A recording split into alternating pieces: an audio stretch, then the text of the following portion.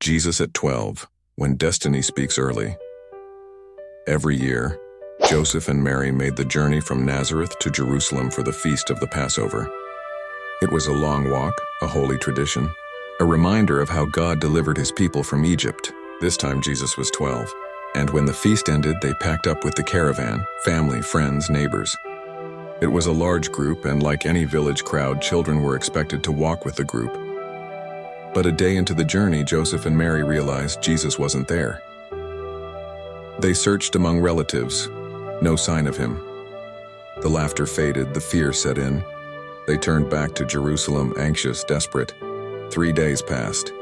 3 days of heartache, worry, and prayers. Finally, they found him in the temple, sitting with the teachers, listening, asking questions. But he wasn't just listening. He was answering too, and everyone who heard him was amazed at his understanding. Mary rushed forward, torn between anger and relief. "Son, why have you treated us like this? Your father and I have been anxiously searching for you." But Jesus looked at her and said, "Why were you searching for me? Didn't you know I had to be in my Father's house?" At 12 years old, Jesus knew who his father was, not Joseph. God. He didn't say it with pride, but with clarity. Mary and Joseph didn't fully understand what he meant, but he didn't resist them. He returned home, obedient, respectful, and Scripture says Jesus grew in wisdom and stature and in favor with God and man.